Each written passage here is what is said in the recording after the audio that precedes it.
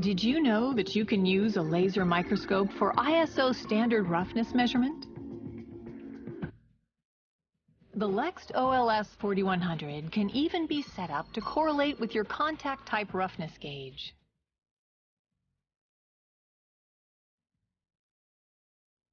Plus, aerial surface topography can be measured in addition to line profile measurements.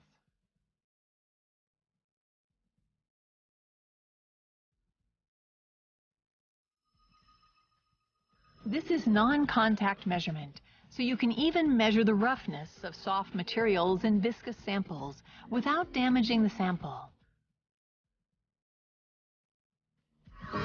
Things you can do with Lext.